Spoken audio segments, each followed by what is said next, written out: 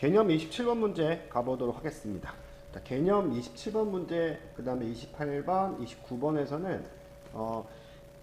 미분계수에 대한 개념식을 좀 다양한 형태로 변형된 거, 응용된 것을 살펴볼 거야. 근데 여러분들은 머릿속에 어떻게 응용됐는지 26번, 27번, 28번, 29번을 통해 확인하시면 돼요. 그래서 어떤 게 나오냐면 크게 세 가지 정도로 구별할 텐데, 가장 첫 번째는 뭐냐면, 자, 우리 앞에서 배웠던 B가 A로 갈 때, 이거죠? B-A, 그 다음에 FB-FA. 이게 첫 번째 미분 계수에 대한 식이었죠. 그 다음, 요거는 사실은, 좀 보여줬긴 했지만, 요거를 X가 1로 갈 때, 혹은 A로 갈 때 이렇게 변형해도 상관없어. 그러니까 요런 모양하고요, 요런 의미들을 머릿속에 기억을 하시면 돼. 얘는 FA에 대한 프라임 값 이렇게 정리하시면 돼요. 또 어떤 거 있었냐면, 두 번째는 리미트 델타 X가 0으로 갔을 때죠. 여기는 델타 X가 되고요, FA 플러스 델타 X 마이너스 FA가 뭘로 변형된다고 했어? 보통 H로 나서 이런 식으로 변형된다고 했었죠. 이런 식으로 기억을 해 두셔야 합니다. 이렇게.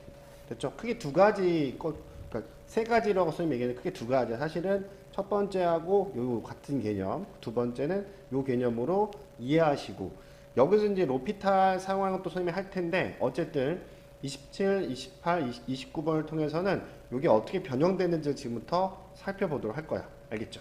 당연히 이것만 쓰는 게 아니라 요 문제도 같이 여러분들 개념 노트에 적용해 갖고요, 같이 좀 기억을 하셔야 돼. 자, 5번 가볼게요. 자, 5번 가보시면 다음 중 뭘 이용해서, 얘를 이용해서, 여기 머릿속에 여러분 뭐가 떠올려야 되냐면, 자, 리미트 세 가지가 머릿속에 떠올라야 되는데, 크게는 우리가 보통 이렇게 표현하기도 해요.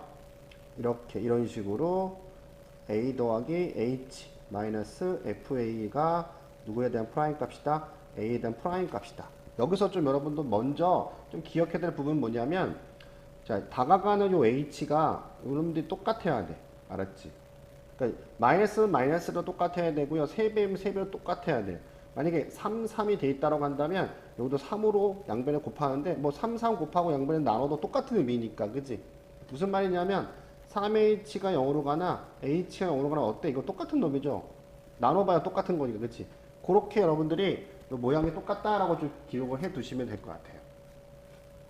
괜찮아, 똑같아야 돼, 모양. 그리고 얘가 반드시 존재해야 돼, 이런 식으로 A가. 그래야지 우리가 뭐라고 하냐면 여기에 대한 식이야, 정의. 그러니까 정의는 사실은 거의 이렇게 하는구나 하고 난 다음에 뭐야, 암기하시고. 우리는 이제 시험 보는 입장이니까 뭐 해줘야 돼? 암기해서 그걸 잘 문제를 풀어야 돼. 연습을 충분히 하셔야 돼. 알았지? 자, 한번 해볼게. 그러면 자, 얘를 이용해서 한번 나타내 보래. 그럼 봐봐. 일단 확인할 게 뭐냐면 H가 0으로 가네. H가 0으로 가네. 얘도 0으로 가요. 그럼 얘는 뭐야? A에 대한 프라임 값일 것 같은데, 어떻게 해? 요 놈이 똑같아야 한다 그랬었어. 그치?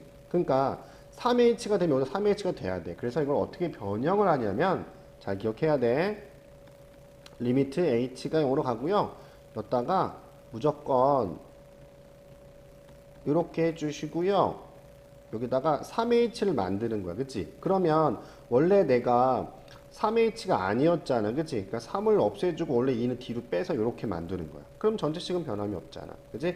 그래서 정리를 하시면 H0으로 가고요, FA 더하기 3H 마이너스 FA, 여기는 3H가 되고, 뒤에는 어떻게 빠져? 2분의 3으로 빠지겠네. 그리고 여기가 뭐야? 바로 FA 프라임 값이야. 이걸 연습하자는 얘기야. 결국에는 뭐라고? 답은 2분의 3 A 프라임 값이다 라고 얘기할 수 있다는 겁니다. 하셨죠? 어떻게 하는지. 됐어? 자, 그러면 6번 바로 밑에 있는 문제도 같은 방법을 할 거야. 잘 봐.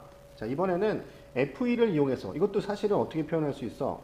리미트 H가 0으로 가고 H분의 F1 더하기 H 마이너스 F1로 표현할 수도 있고요, 어떤 값을 1로 간다고 말할 수도 있어. 이렇게 리미트 X가 1로 갈 때 X-1 fx F1로 표현해도 돼. 알겠지? 표현 방법은 크게 세 가지가 있다고 했으니까, 그치? 델타로 표현해도 되고 H로 표현해도 되고 어떤 값을 가는 걸로 표현해도 된다고 하는 거, 알았지? 이걸 이용해서 이제 한번 해볼 건데, 마찬가지로 정이기 때문에 구성 요소가 정확하게 갖춰져 있어야 돼. 근데 이걸 보면 봐봐.